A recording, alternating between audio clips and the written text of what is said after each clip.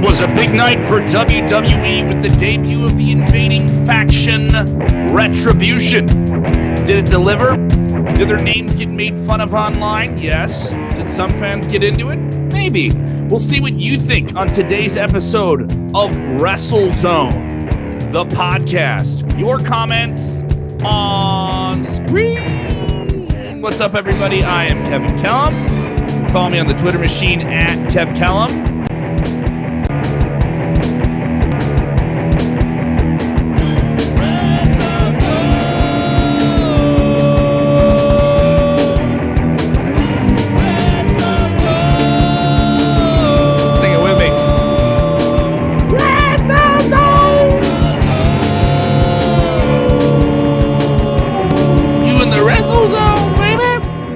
What's up, everybody? It's Kevin Kellum with you on a Tuesday, talking about WWE Retribution, the new faction, T-Bar, Mace, Slapjack, all that cool stuff. We'll talk about that. Hopefully at some point in the show, Dominic D'Angelo from WrestleZone will join me.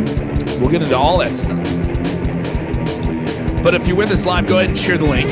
Pass it on. Hit in the comments below. You guys drive the show. Do you like the theme music feedback? I love it. It's a Tuesday show. We have some news, but we're really going to respond more, just like we did in our Raw post show, to this Retribution angle that debuted last night on WWE Monday at Raw. Just a week leading into what's going on with Clash of Champions.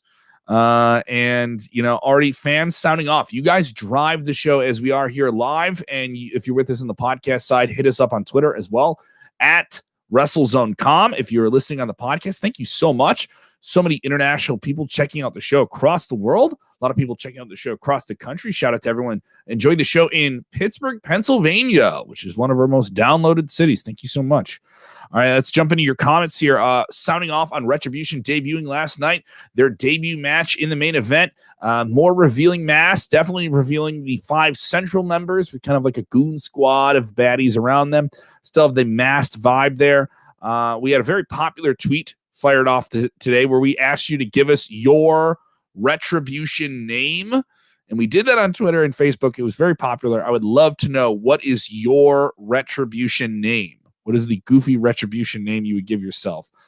People did not like those names based on what I saw. K-Bar in the house. Joseph Priestley's calling himself K-Bar. Oh, am I K-Bar? Please don't call me K-Bar. Johan Penna is texting in, why did they change the names, the horrible names? Well, it's not Dominic Dijakovic anymore. It's T-Bar. It sounds like someone from like a 90s video game. I heard someone call them Slipknot cosplayers. Some of the masks, specifically the ones that you can see here on the left, and if you're with us on the stream, on the left here, you have Mercedes Martinez and Mia Yim. If you follow NXT, you know it's them. Those are like face masks, but you can see their mouths move. So these masks are made for them. And then you have the central large figure there. That's Dominic Dijakovic. Looks just like Bane. Just like Bane. Take back your Monday Night Raw. Take it back if you can. We will not let you. I was raised in the Performance Center. So you have that going on. And also all the way over on the right here in the picture, you have Dio Madden. You most of you would remember him from commentary on Monday Night Raw. If you're a little bit in NXT, I believe. Yes, Dominic is indeed one of them. So what did you guys think of it? I heard a lot of fans not like it. It did trend on Twitter. I don't know if it trended for the right reasons. So definitely let me know what you guys thought of it here. Luke Gossard saying, such good shit. I want some pancakes. I don't know where the pancakes came in, but I guess pancakes are okay. Joseph Priestley following up here. These are like reject Mortal Kombat characters. Wow, people just trashing this, man. And Bruce Pritchard, Eric Perdone, Bruce Pritchard needs to be drug tested after what I witnessed, lol. Here's my thing. I'm not going to rule it out here. I'm not going to rule it out completely. And for the reason I'm not going to completely rule this out is because there's been other things that started in WWE that had this same, this sucks, this is so bad, let's meme it up, and became great things. And every time I bring this up, the example I think that hits with everyone is, And I'm just defending WWE. I'm horny for WWE. Oh yeah, it's Kevin at WrestleZone doing that again, right? But no, really, it's the New Day. When the New Day debuted, it was hokey and people didn't like it and they thought it was silly and they were supposed to be heels, but they were doing this kind of like clap gimmick when they came out and people were in it. Then they became heels. Then they became great. I wonder if something like that happens, but you don't have live audiences, and that was an organic change in front of a live audience. I think Retribution debuts under very challenging circumstances in the sense that you don't have a live organic crowd reaction for them to play with in the way that the New Day did. But we've seen other things in WWE kind of change over time and adapt. I'm not going to write it off. Just like I thought some people wrote off Raw Underground a little bit too early, and it's produced some fun moments. Has it created a star exactly just yet? No. It didn't have a particularly great night last night with Kato and Braun Strowman in that kind of final closing moment there. But there was some other good stuff there with Arturo Ruas, Riddick Moss. It wasn't all bad. So that's my thing. I don't think it's all bad. So people saying I did a great Bane. Thank you very much. Appreciate that. I intend for you to die, Mr. McMahon. I can't remember any other lines from Dark Knight Rises. If anyone has any of those. Other people didn't like those names here. People saying it's a BDSM version of Ascension. They're definitely a dark tone group.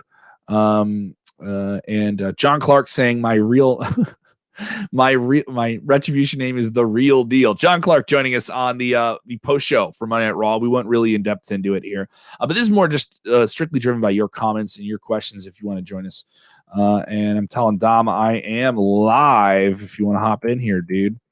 And so the thing about it is, I think we can look at how this can develop. I just don't want to write it off too early because I think there's too much storyline stuff that's been built into it. That certainly has to be played out. That's the thing about this. This is built up so much in months for WWE on Raw and SmackDown now, seemingly exclusively on Raw, that there's going to be some more fulfillment in this. I do think there's other characters that could play into this. I do think there's a match at Survivor Series, but could this play out that long? That Survivor Series is, in terms of television, remember, that's a long time away for WWE to get to here. Daniel Scugletti texting in, when is WWE going to realize people just want to see wrestling, not this crap?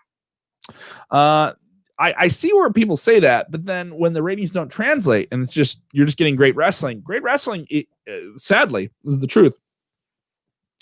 We can talk about great matches and great action and all those different things, but those have become almost standard.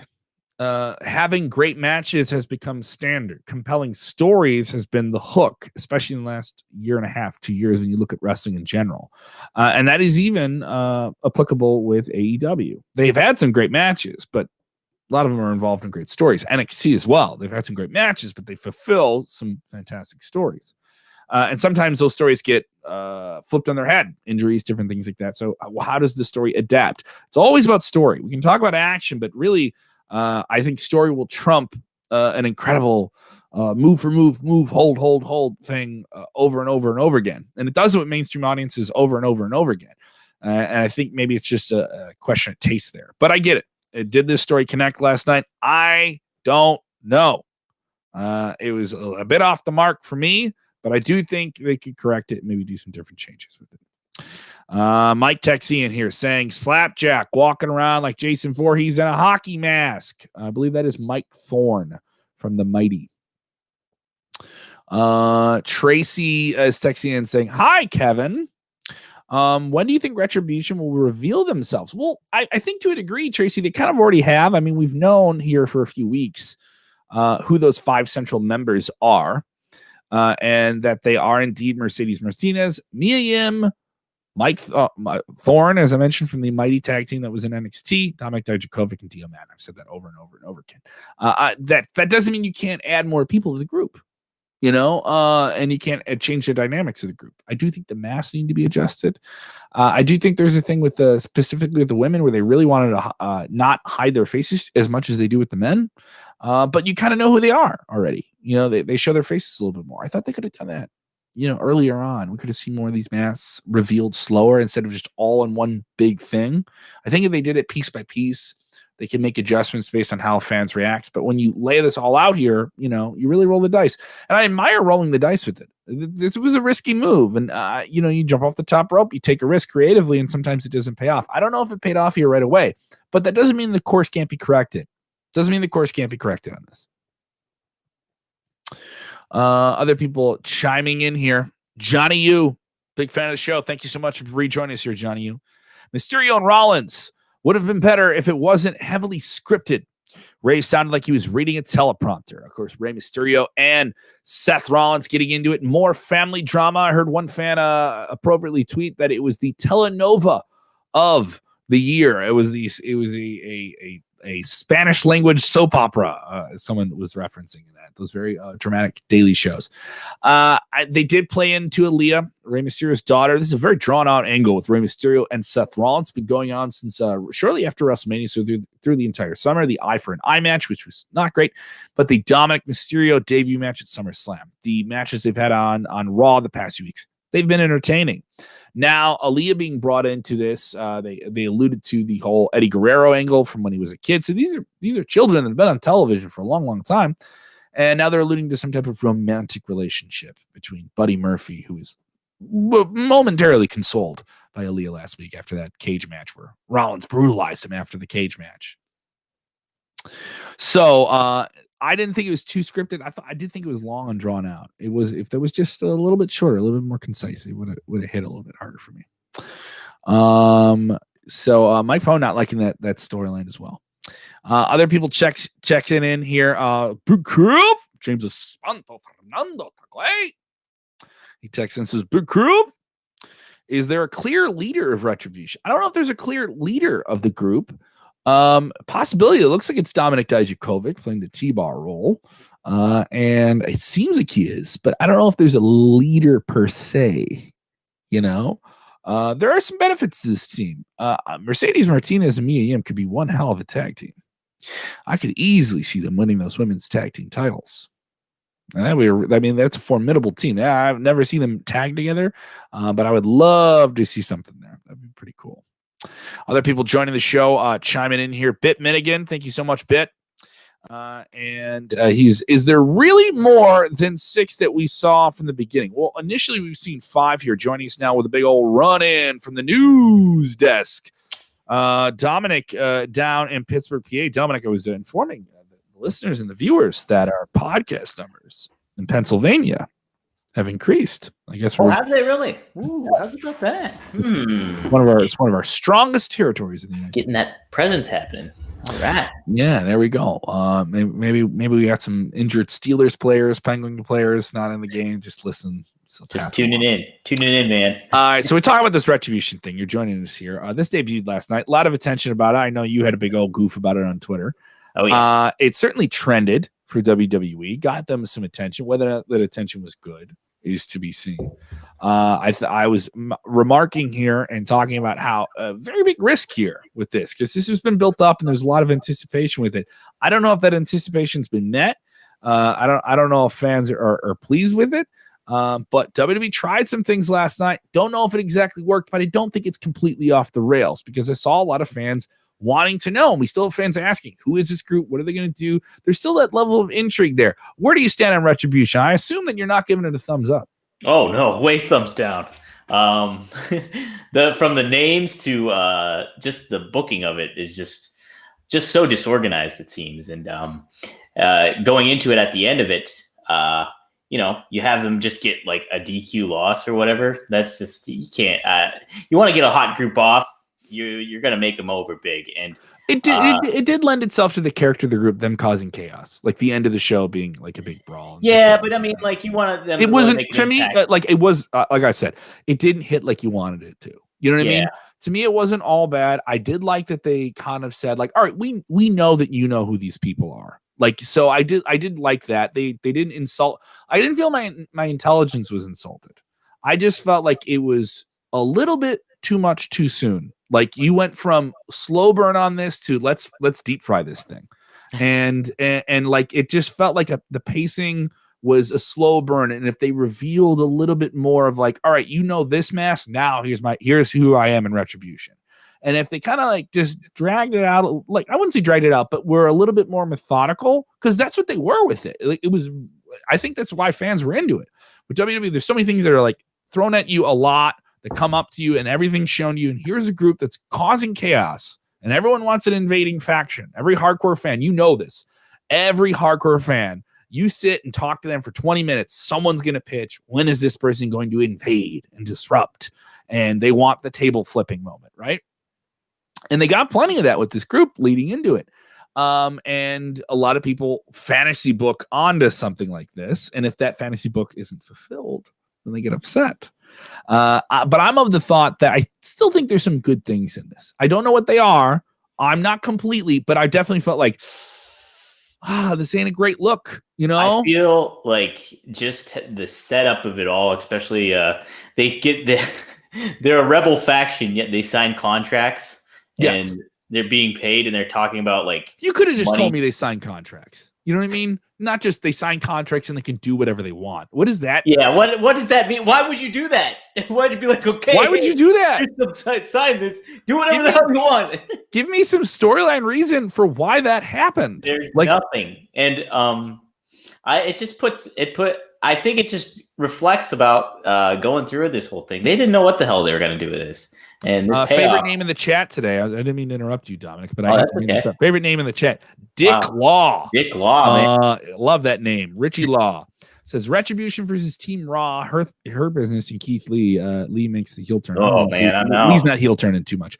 Her business is kind of like a big heel faction, and then they're put up against this heel faction. Yeah. But the best part of it, I thought at the end of the night, was Drew McIntyre leading the Raw locker room to go out there and fight these guys, and like him just rallying the team and say, "Screw this, I'm the champ. Come on, guys, let's go get these guys." Her business can't get it done in their designer suits. I thought that was kind of compelling. I didn't hate. Here's the thing: I've seen worse things in WWE. You know what I mean? You've seen much worse stuff in WWE. Oh, sure, but that's a far bar. Yeah, but it's a far bar. And then there was you're our AEW correspondent. You're a lead on that coverage that we have, and of course we have the two Dynamite dudes with attitudes every Friday. One podcast feed. Don't subscribe to a bunch of different feeds. WrestleZone. We're available on Apple, Spotify. Check it out, especially if you're like, I don't want to hear this AEW stuff. I only want elite. I'm drinking the Con Kool-Aid. All right, well, we got the Con Kool-Aid for you every Friday. Come on over. Dominic will take you. Come on in. I heard a lot of comparisons to the Dark Order over in AEW. They're dark, disruptive, different tones, but I didn't get those nearly as much. I think this is a group with a different process. Aesthetically, I can see some of those things. But Dark Order's gotten so far, like they're a cult, but I wouldn't describe them as dark anymore. There's a lot more color, physical color in their costumes and different things that they do. And they're like, they have some character, but it's kind of all like, this is more like they're all sort of one character together. Like Retribution, I'll say that about Retribution, that makes them different, and to me can make them appealing. I don't even think they needed names. Like I don't think they even need names. Just call them Retribution. They don't need any names. Like they're all one group that has one goal: destroy everyone. I would be into that. Dark Order, like their goals seem all over the place. Roode Lee's the main figure. There's Goon Squad. That's kind of fine. I don't get the comparisons. Did you see the comparisons there? No, not really. The only comparisons I kind of got were just how they both started out, and they both started out on a very, very awkward, poor promotional start. Like but Dark Order's kind of corrected course. No, and that's why I think this is like doable. Like this is, I think they're one of the most engaging parts of AEW at this point in time. But like, I think that's the only comparison you can really make is that like, they're this rebel, like kind of, heelish group that you don't know too much about and that have certain intentions, and they both have masks. And also, Dominic Dijakovic is doing a good job in those promos. The lines he's written, he's kind of delivered some decent lines. And the line they had last week, I thought that was pretty cool. I'm going to gut your reality. I thought that was a cool line. So, I mean, it's not all bad. It's worth it, but it was just. Let me see if I had an issue here if we blipped up on the live stream. Hopefully you guys are still with us. Keep commenting if you can here. Hey, Kev, Mike Pone texting in once again. The African-American gentleman in the dreads, is that announcer from Raw from a few months back? Yes. Yeah. Yes, it is. That is Dio Madden. And they've had some plan for Dio for quite some time. And someone in WWE has been fond of him for quite some time here. Other questions here and comments about it will coming in. Hopefully I can get these on screen here. People more like aces and eights. Yeah, they do have a little bit more of an aces and eights vibe from Impact Wrestling. Thank you, Kurt. That is much more of a fair comparison as to who this group is. Who's the leader of the group? Yeah, that type of thing. But here's the thing: fans are into the idea of an invading faction. I brought this up. You want this stuff. You know what I mean? This is a group that these is the number one fantasy booking thing. Put this group together, have them invade, right? What do they want in AEW? They want a 4 horsemen. They want factions. But then when you put these factions together and they don't work, you got multiple wrestlers tied to one thing that isn't working. It's a heavy burden then. It's a heavy anchor to have on. It's risky. It's very risky. Yeah.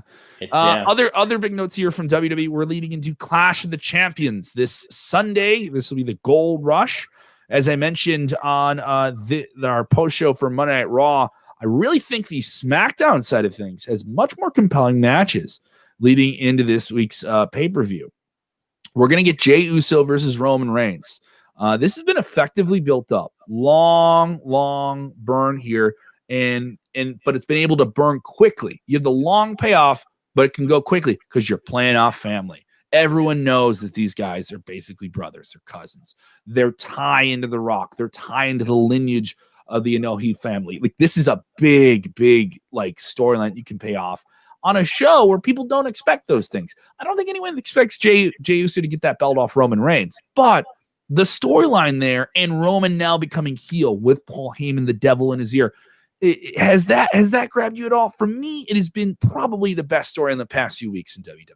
I would have to say so, yeah, too, Kev. I think that's definitely the most engaging. I think how they kind of turned the Paul Heyman advocate on its head, that whole setup, was just making almost Heyman fear Reigns instead of Heyman speaking on behalf of Brock, Heyman speaking for Roman, but Roman is still pulling the strings. And I think that's a really, really cool aspect of it. Plus, you mix in the Jey Uso, the family clashing, and the slow, like you just said, the slow burn with that, how it's a really good setup of you can see Roman initially cares for Jey and all that stuff, but you see those seeds being planted of hey, it's going to be down to me and it's all about me. So yeah, and they did it on Friday.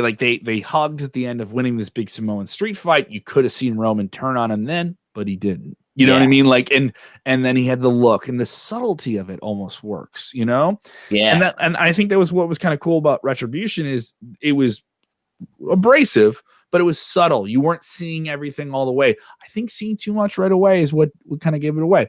Other things on Clash of Champions, as I said on the SmackDown side, much more compelling. We have a new, once again, even more heelish Bayley who turned on Sasha Banks. She's taking on Nikki Cross. I think Nikki Cross, once again, just being served up as the device player here to get these other big players ahead. Nothing wrong there. You have to do it across the board.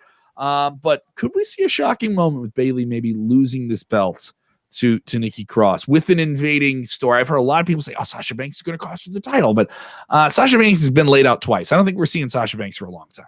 Yeah, I think Sasha Banks is going to be away for a while. Yeah, I don't see it. I see maybe Bayley winning underhandedly, but that's kind of it. It's just kind of like a stopgap, unfortunately, title kind of run, or not a title run, but just a filler kind of, opponent for Bayley. So yeah, I don't see anything really developing from that. I just feel it'd be just a little bit getting Bayley over more as a heel, and True. I think she's good at it. And she is, I think, one of the better players in wrestling in general in the pandemic in terms of adapting and letting the voice in the ring while you're yelling and trash talking fill in that what would otherwise have a crowd doing it for you. You now kind of have to do that for yourself in a way. And I think she's been one of the better players. Asuka has been able to do that as well. I saw several guys in AEW have been able to do that recently. Jericho has always been great at that. Even when there was a crowd, he was a guy who wouldn't shut up in the ring to begin with.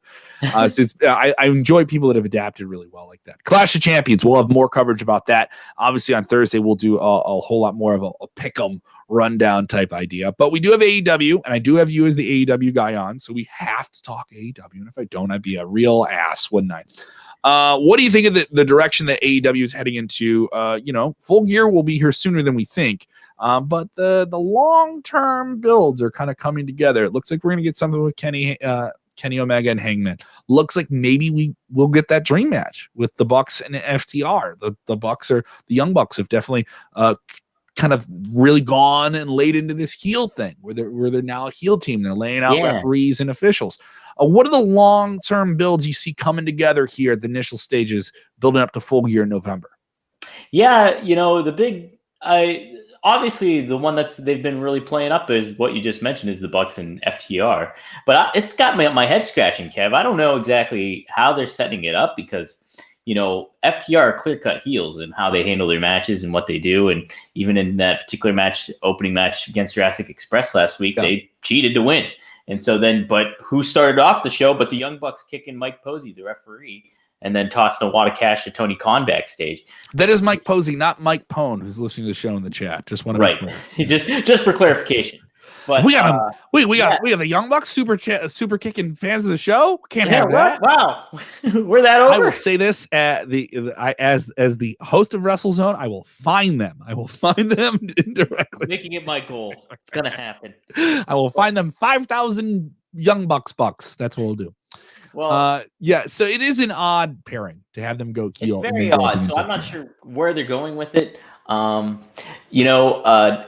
Something that I think they're doing very well too is that meshing feuds with the triple tag coming up. So you got Moxley tagging with newcomer Will Hobbs and Darby Allin up against Ricky Starks, Brian Cage, and then Lance Archer, of course. So I think that's a really well done kind of angle that we're going to have some more intriguing elements going on, and having a new guy like Will Hobbs in that mix elevates a new star and creates a little intrigue for tonight or for tomorrow night on Dynamite. There are a bit too many moving pieces in the angle there for me. Is there? Just a bit, just because you have Moxley, such a big star, and him and Lance Archer, though to us, we've seen it in New Japan, there's a lot of fans who haven't seen that match before. And I do think there is some service that AEW sometimes gets caught up into. We know that you know, so we got to add all these other things to make it different than it was before. I think there's a lot of people who haven't seen Archer and Moxley before that want to see that as the big showdown. The big showdown stuff has paid off. I do get what they're trying to do. Like, hey, we know that you saw this match in New Japan less than a year ago. So let's add some other players and other things to do it. But to me, it's the number one weakness that we've always talked about with AEW, the sense of they got a good thing and they got to add too much to it. You know what I mean? So I'm not, like I said, I'm not completely off with it. Moxie's been able to turn some things into some powerful stuff. The angle with Brody Lee started off, had some rough edges, but turned out into a great match at Double or Nothing. Yeah, no, I mean, on certain things, I'm certainly with you on like the short-term aspects. In this one, I'm not so much, because I feel they address, the alliance that Darby Allin and Moxley have. They turned the dynamic in the two heels going against one another, with Archer going against Team Taz, and line them up for a purpose, because Taz and Brian Cage have incentive, because if they win, they get a title shot against Archer if he wins. So I think they set it up very well, and I think we'll get more as the weeks go on, maybe of Archer and Moxley's feud stemming back from New Japan, because I think it's an amazing aspect of the whole feud, and I don't think it's something you can avoid either. So I think they're in a really good spot in this one, actually, Kev. We're also seeing some rumblings of the second AEW television show weekly. Now we have Dark, and Dark it's filmed like a television show. It has some storyline things in it, not super big storyline stuff, but in terms of that bench of talent that AEW has, that has a lot of unsigned guys. They have plenty of independent talent that is there, that is not signed, that is performing on Dark. They kind of have working dates and different things like that, mixed in with signed roster talent.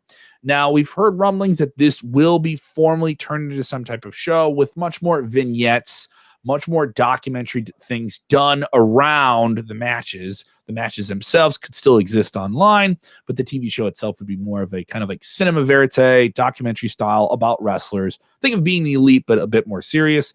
That's the word. What do you think of this second TV show with AEW? Every week with Dynamite, that is one or two fans are at least asking me about it. And is the time to do it now, or do you think you kind of wait until you get fans back for that? I think if they're doing it the way you're describing with that framework of like you could do that without fans there. Profiles, things like that.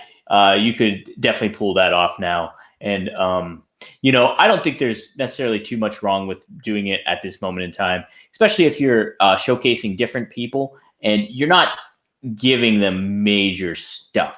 Like it's more so building that people that are currently maybe on the lower side of the card that you want to elevate later on for a storyline or things like that. Or, and you do a big feature piece on some of the top talent here and there, but nothing that you totally completely give away. I think it should be more of a teaser show, depending on when they do it, maybe supplement some hunger for more Dynamite as the week goes on or something. We're getting a unique one tonight. Yes. So TNT, AEW's partner, obviously broadcasting him on Wednesday nights, has been quite busy with the NBA playoffs.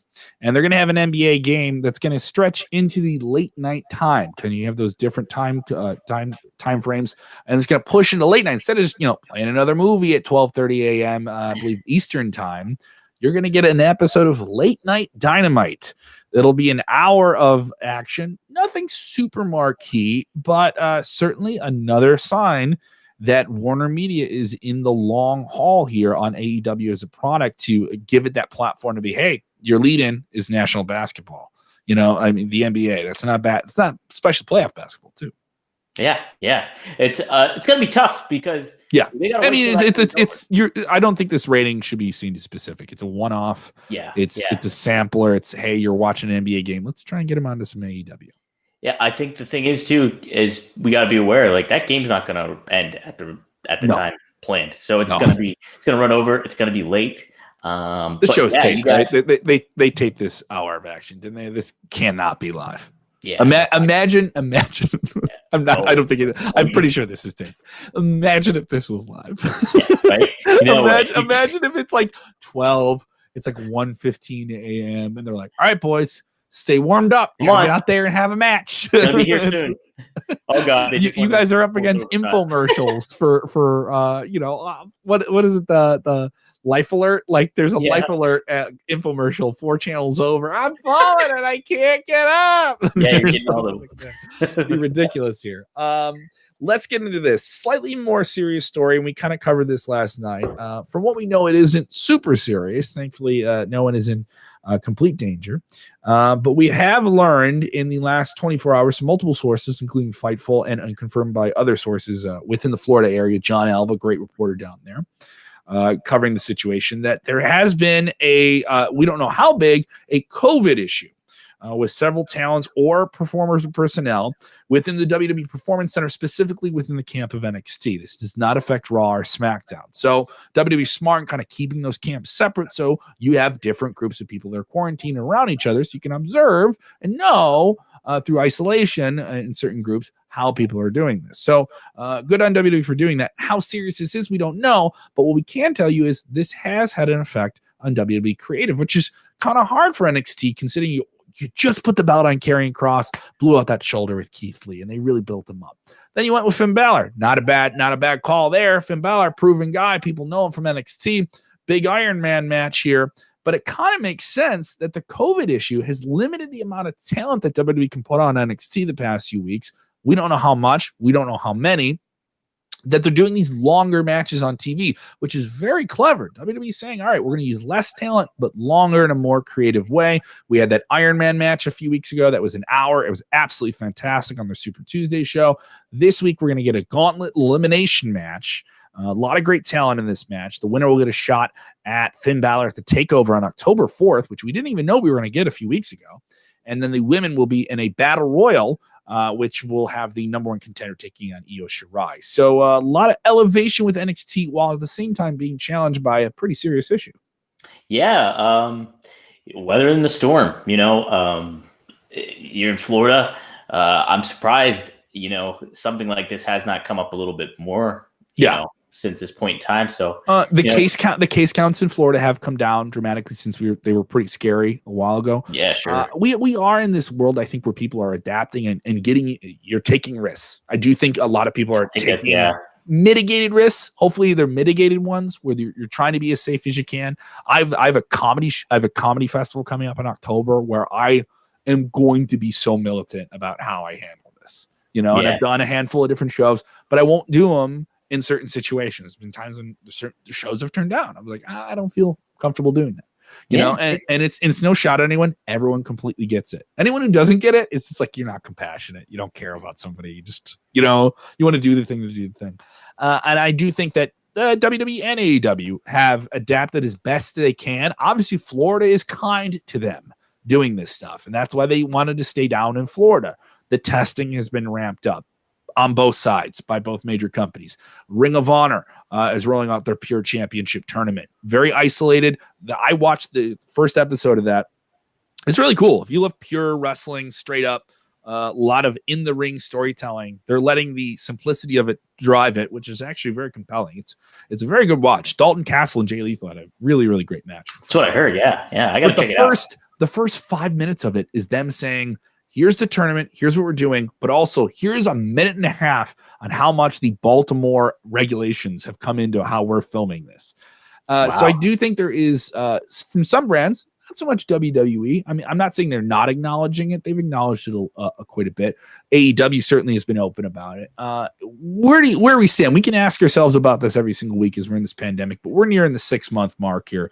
Where do you think wrestling has adapted? We had the Performance Center, then we had WrestleMania with no fans, we had AEW. There's a whole bunch of different adapting things here. Are we all now just kind of being as patient as we can, waiting for getting to the other side of this? There's a good amount of folks that are doing that. Some people are a little impatient, obviously, but you get your mixture of everybody. So, but overall, I think wrestling was the first and didn't really put take the foot off the brake, so to speak. Sure. So they kept going. So I think they've kind of, we're spoiled in that way. Yeah. I mean, I can be open about this. I think you and I and a couple other people at WrestleZone were like, what if they stopped doing shows? Like how would we continue to cover the show? Like, our website is based on this constant flow of content from all these different people producing wrestling content. I was like, what would happen if how would we do it? So I do think we are spoiled in that degree. Oh yeah. And I think ultimately, when it comes down to it, they certainly hit some road bumps. Both promotions have, and things like that going into, the whole thing. But, as it goes on, I think we're all kind of learning. Everybody's kind of learning, whether you're a company outside of wrestling or just people, certain organizations. I think people are kind of getting the hang of, okay, this is what we got to do. Is it being executed properly all the time? Not necessarily. But it doesn't take many slip-ups to, no, and it really doesn't. It really doesn't. That's the hard part about it. It comes out of nowhere. One person making a mistake. One person makes a mistake. It affects a lot of different people. I think that's kind of clear. All right, so I will take some questions here. Are you ready for some of these, Tom? Yeah, let's hit it. Ready? Let's bring it on here, buddy. Yeah. Okay, all right, here we go. Pittsburgh to Chicago. We're going to take it all on here. Haley is texting in. Haley says, a bit off topic, never off topic. You can fire off your questions here. Surprised to see Jeff Hardy sign a new contract. This was last week. This was sort of this. We had a busy week last week. Some matches coming together for Clash of Champions and a bunch of different news here. But this is kind of surprising in the sense that a lot of people thought that maybe Jeff Hardy would want to get out of there, go over to AEW, join his brother. I heard a lot of fans say that. To me, no. I thought when Jeff Hardy signed with WWE, he's a lifer based on recent conversations he's had, or public conversations he's had. Seems like he wants to close out his career in WWE. This guy, he's had a lot of really public problems with substance abuse. He's had a lot of injuries, two notable ones since coming to WWE that affected them. They had to drop the tag titles and different stuff like that, and that kind of happens. And Jeff had another relapse issue as well. So, you got to think with Jeff, they really trust him again. There's been many times impacted this as well some years ago. And I think there are some fans that never give up on this guy. And I think WWE to some degree didn't. And he said casually, he was more talking about, oh, you like that one theme song I had? I'll bring that back when there's fans. It was part of me signing my new deal. And then he just said it like casually. And I was like, what? Like, you just signed a new WWE deal? That's a big story. But I guess for a guy like Jeff Hardy, who's been in the system his entire life since he was a teenager, maybe it isn't. Like, he's like, oh yeah, another deal. All right. So what do you think of Jeff Hardy sticking with WWE? From a creative aspect, I really question it, but it does make sense maybe from a personal aspect of the fact, they'd have stuck by him, and maybe for himself, maybe he's kind of thinking that, if I'm kind of in this structured like do or die situation where it's like, if I screw up, I'm gone, it might be better for me structurally and personally to have that kind of mentality in WWE rather than somewhere else. So I could see it from that standpoint, really.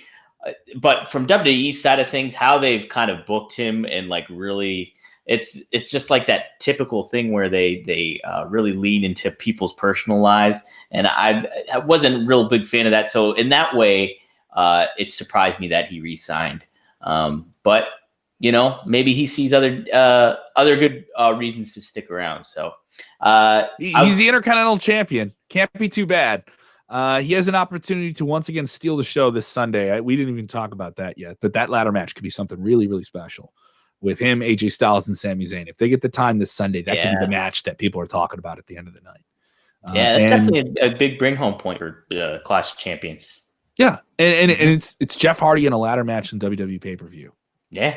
Can't. I mean, there's some things where if everything's going right, no one gets hurt, you're gonna have a good time. I mean, the guy gives you moments like that, and I do think at this point it's for lack of a better phrase, play the hits. You know what I mean? Like this guy has gotten to a point through the injuries, through substance, different things, like getting back to the core of what you're doing, especially now. When there isn't fans there. I think Jeff is one of those guys that sees it like, all right, I'm at this age, I've had these injuries, I've made these mistakes. I can have these matches. I think I'm going to stay with WWE. I think AJ Styles almost kind of made the same point where, you're getting to 40 and all right, I got a good 5 years of being able to have physically strong matches. Can I have those here and take a bigger risk? Maybe those are fewer, or can I have them with WWE? I get where some people make the individual decisions. I get where people make a risky one. I love what Chris Jericho did, where he was like, I can do whatever I want. I'm Chris Jericho, I can go be in a band. I can go do these other things. I think for a guy like him, it's a little bit more challenging. I don't blame WWE for wanting Jeff Hardy to stay either. You would want him to stay. He's not a guy you want to lose. Yeah, he's the legacy guy. There's plenty of reasons you want to keep him. Yeah, for sure. And for everyone says, oh, his brother's over there. Why does he go there? I think they've kind of done it. I don't know how many more great Hardy Boys matches you can have that you haven't seen already. That's just my take. So fire up your questions, ready to jump in here. If you got any more, if we don't get your question right away, just go ahead and throw it in there one more time. Maybe we'll catch it here. Here we go. Johnny U. Whoa, where's Bobby Roode? We heard yesterday that Bobby Roode, north of the border, Bobby Roode, a Canadian superstar, stuck up there with the pandemic. That's been the main reason why you haven't seen him on television. He's been stuck up there in the pandemic. But the word is that he is somehow making his way down to Florida, and we will see him on WWE television within the next week or so. I hope so. I mean, I love Bobby Roode, but it's will they use him? That's the big question. Maybe he'll make it down there, but is he going to get implemented into a engaging storyline or anything like that, or will he just kind of be side entertainment in a way? If that, but it's another part of that issue. AEW started, why aren't they using this guy? Why aren't they using that? You get a roster that gets filled out with guys that all want to be on television, guys and gals, right? Why isn't this person being used? That's an easy question. Like, especially when somebody comes back, how are they going to use them? How are they going to be utilized? That different type of thing. And those are questions I want to ask with like Chris Statlander as well. Like, what are you going to do with her when she comes back and that knee injury? What are you going to do with Britt Baker when you can have her in the ring and different things like that? It's a question that always comes up when you haven't had somebody there. But with Roode, it isn't that he's, for all we know, isn't that he wasn't healthy. He's just stuck up on the border. Yeah. So the guy comes back healthy. It's not like you have to slowly reintroduce him. Also, Glorious is a theme song that's over. I think it comes out. That was a hot gimmick, but he doesn't have the crowd. Like, what, the crowd isn't singing along with it. Are they going to dub that in? What are they going to do? I do think he could come in as a fresh singles player. I do think WWE needs a couple of fresh hands in terms of just fresh for what it is now, specifically on Raw. I think him on Raw would be a great pickup. I think him is, Andrade and Garza, they're pairing them again together with the Street Profits, super played out. I think, him kind of coming in there and maybe get into a very personal issue with someone like that. I think Bobby's been able to do that a couple of different times. Did that with James Storm in Impact Wrestling. He was able to really do those things. Get back to, I like when he had the mustache. Remember they gave him the Rick Rude mustache? What were the memes with Bobby Roode when he had the mustache? He was all jacked up. It was like the dad. Yes. He's like, I'm not trying to replace your father, but your mother and I have started to get serious. I thought that was a great one. Yeah. But I'm looking forward to Bobby Roode being back and being glorious on WWE television. I'm not looking forward to it here. Steven Billy Scooter Robinson is Tessa WWE Brown. Where does she land? NXT, SmackDown Live, or Raw? Tessa Blanchard returning to the ring a few weeks ago for Warrior Wrestling. This was her first match back in the ring in many, many months. She was unceremoniously stripped of the Impact World Championship, the first woman to win a world's title, not a women's world title, a world title in Impact Wrestling. Did it under some very scandalous circumstances. The Hard to Kill pay-per-view earlier this year when she was accused of making some very inappropriate comments, racist. Years ago on a tour. She didn't deny the comments, but Impact kind of stood by her. People can change, different things like that. That's a whole different conversation. But that air of controversy, then her not wanting to return and drop the title, has kind of been around her. But yet, talent overrides controversy sometimes. And Tessa Blanchard, I think, is still a desired commodity by either AEW, a Ring of Honor, or a WWE. But a lot of people think she's going to end up in WWE. What do you think, Dom? I the more I kept thinking about it, like starting off, it was like, I can see her being AEW bound, but yeah, I'm kind of leaning more towards the side of it being WWE. Yeah. WWE. I do too. I think there's a lot of matchups that will intrigue fans. I think WWE will incorporate her into a women's division that it's kind of been like off and on, in how they've been booked and stuff as of recent, minus not counting Bayley and Sasha. But they need another player in there, and a rock solid player from an in-ring standpoint is certainly Tessa Blanchard. So, yeah, I'm thinking more so WWE than AEW. But heck, who knows? I mean, those personal issues and stuff like that, it can still rear its ugly head. So, but WWE kind of still does that either way. A lot of the times they'll bring somebody in despite any chatter around them or keep them on television. So, yeah. So this one coming in, Dom, they're going to ask for your all elite advice on this one. Dom, since you seem to be the AEW, do we see Moxley and Renee together finally, the same company? Can it happen? Will she come and stick it to those other people in Connecticut? Come on, look at him here with my husband, John.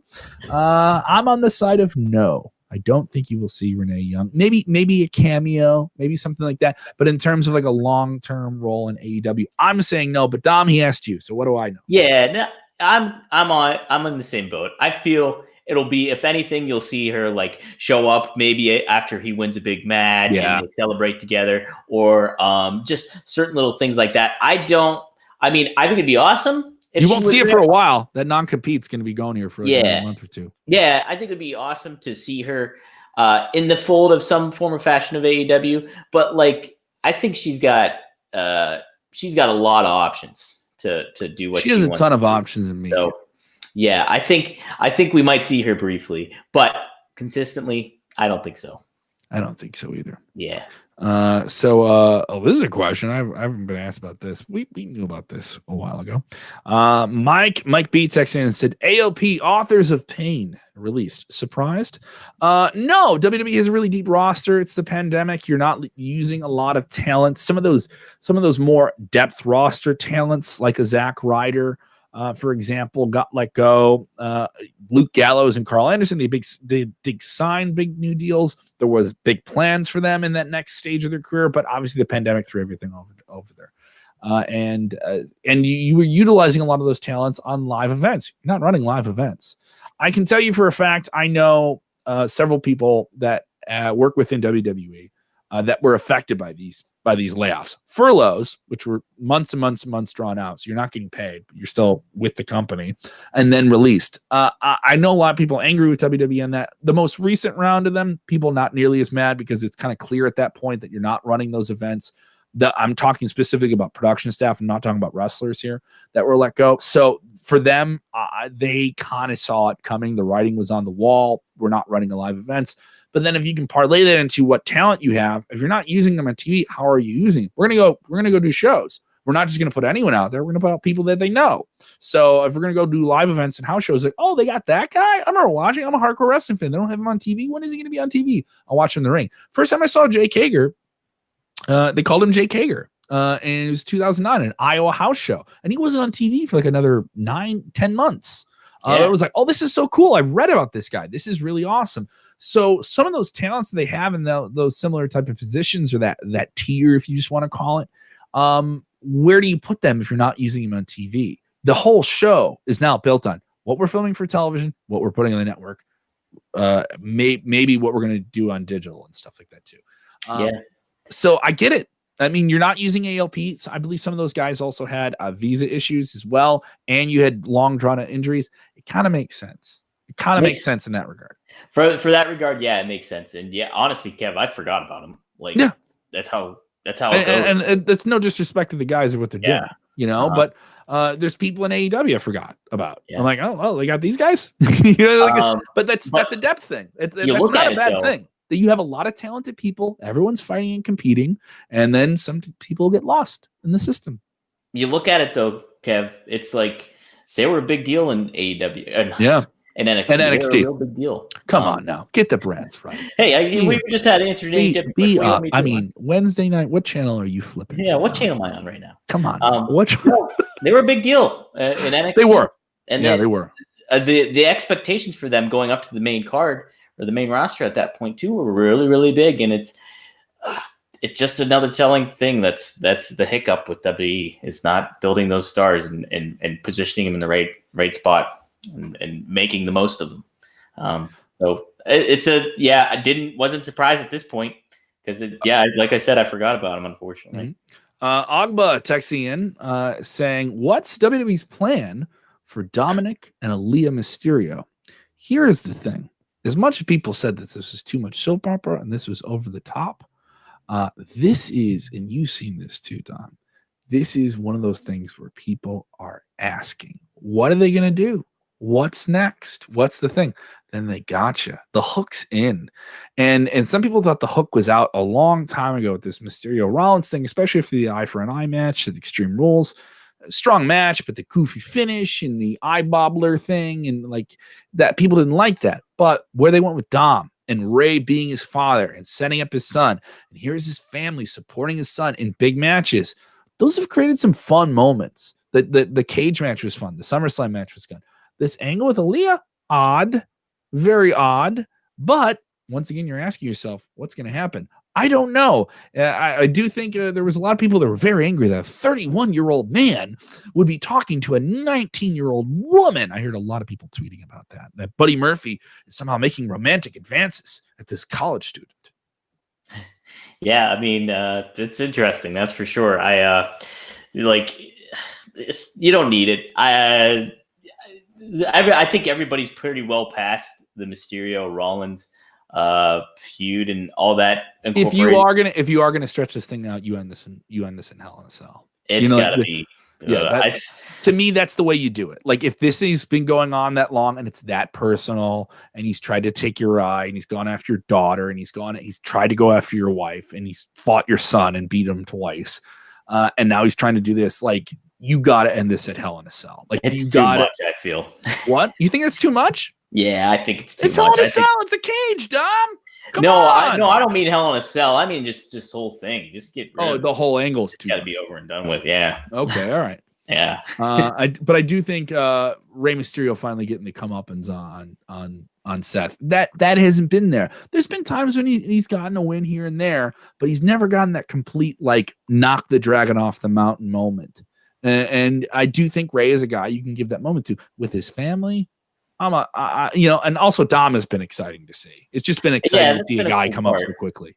That's been a cool part. It's just you want to see that WWE they tend to be that person at the party that lingers around too long, and it is long in the tooth. It's long.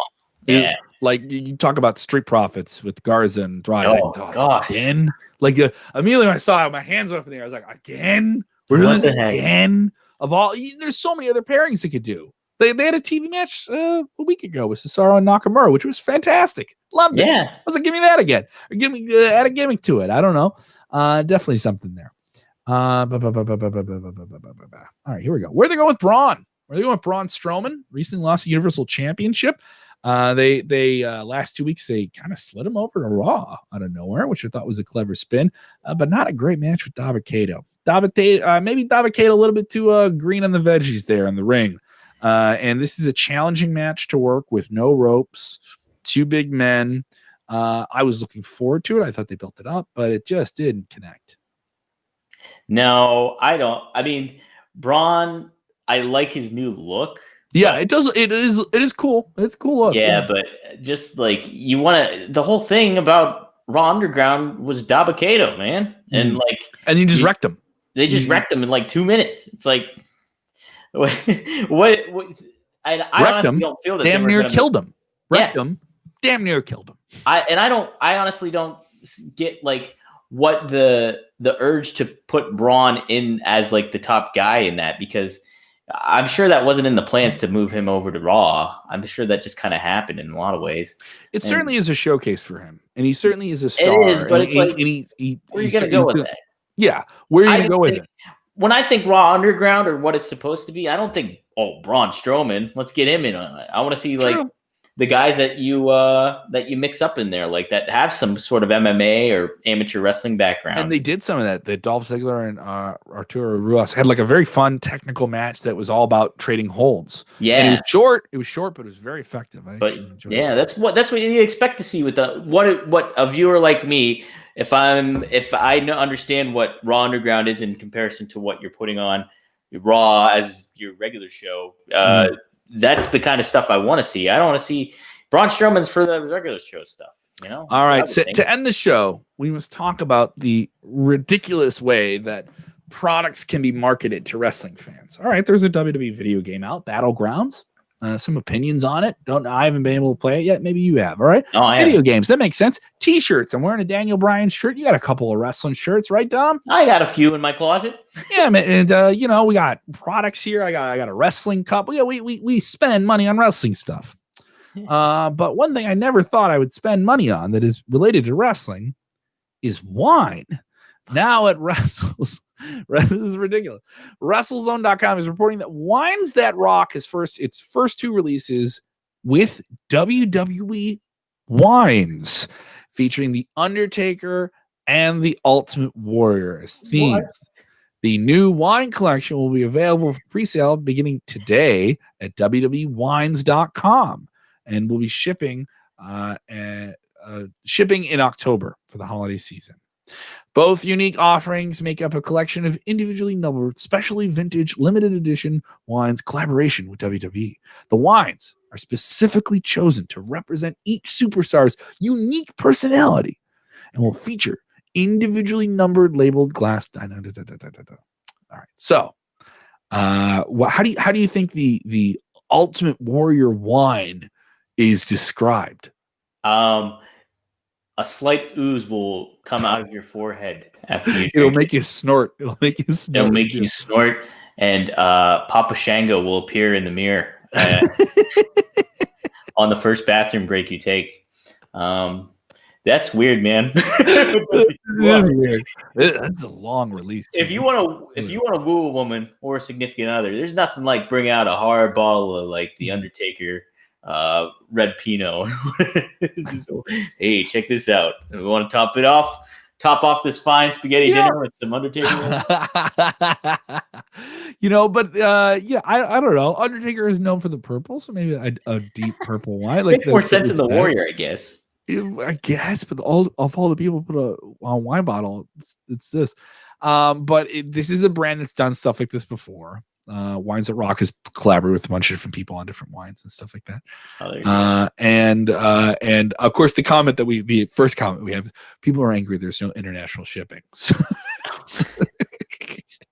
Not why is this a thing, but there's no international shipping. There's no international shipping. Oh man, that is so ridiculous. Hey, Carmella's got a wine. Carmella has a wine. The Bellas have a wine. Yeah. You know what I mean? But that makes sense. Like you go to your cousin's house, your sister's house, or something like that. You bring a bottle of wine. You're gonna go to someone's house and bring an Undertaker wine. That's kind of funny. If you're going to your wrestling buddy's house, wrestling buddy. You got a wrestling buddy, and maybe he likes wine, or him and his wife drink wine with dinner. You're gonna bring the Undertaker bottle. It's a holiday thing. You buy a bottle of wine for the holidays too. You buy that for people, so I get what they're going for. Like money wise, this makes more sense. But on paper, you're like, what? People saying what a waste of time with that wine. People buy whatever. I want more. Hey, maybe just me, working class black t-shirt, blue jeans guy. I haven't got myself some of that Steve Austin El Segundo. I want to try that out. I'm not try some of that. Is it more hoppy or is it like an IPA? Right, it's an IPA. I think it's supposed to be more like an IPA. But I mean, if you had like a good crisp, almost pale ale, I'd be down for that. Yeah, I like that. I like pale ales more than that. Definitely. All right. They want to give you a follow at Dominic D'Angelo on the Twitter machine. All right. You've been doing some very, very goofy things on your Twitter. I'm going to say a lot of goofy. I was very, very amused by some things you were posting recently. You can follow me at Kev Kellum. And of course, check out Two Dynamite Dudes. We're going to drop new episodes of that every single Friday. That is AEW exclusive. We have a ton of content coming at you this week. We'll have more episodes after AEW and NXT tomorrow night. We'll have a Thursday episode previewing Clash of Champions, and we will likely be doing a live watch party and post show on Sunday. So the watch party, though, for you guys who are on Facebook, this is only on YouTube. All right. We're trying to pump up the tube. Okay. Only on YouTube. All right. We put all of our stuff over there. But if you want to watch Clash of Champions, no Patreon, no paywall, no super chats, your comments on screen, just like you are now. You can do that with me the entire night on Sunday for Clash of Champions. Okay. And who knows? Who knows? Maybe Dom's going to make a surprise appearance and do a run-in. We will have a live post show. That'll be on Facebook and YouTube at the same time. But if you want to watch, react, hang out, not watch the show alone, just put us on the phone, hang us by the bed or whatever. I don't care. Put us on your headphones. Turn off the commentary. Yeah, I'll be in your head the whole time. I got real estate in your mind, bro. That's the new bro phrase. Rent free, brother. I got rent free in your mind, bro. all that BS. And I will be busy doing live comedy, socially distant in Beer City, USA. Speaking of beer, I'll be performing right next to the Pabst Brewery under a giant light up Pabst sign. This is pretty cool. It'll be a Captain Pabst Pilot House. Thursday, October 8th, as part of the Milwaukee Comedy Festival. You can get your tickets now at MilwaukeeComedyFestival.com. Just Google Milwaukee Comedy Festival. Thursday, October 8th. Tickets are $15. It's going to be absolutely worth it. If you know anyone in Milwaukee, let them know I'm doing the show and be up there with another great wrestling fan, Tim Brennan.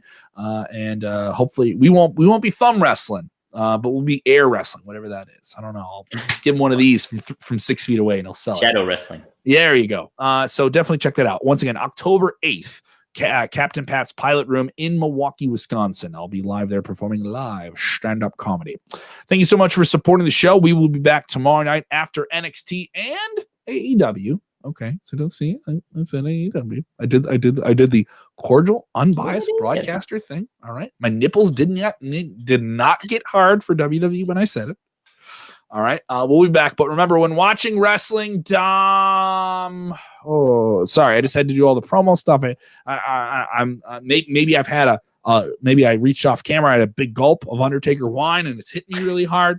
What am I supposed to do when I watch wrestling? Kev, you're supposed to enjoy wrestling. Okay. It appears.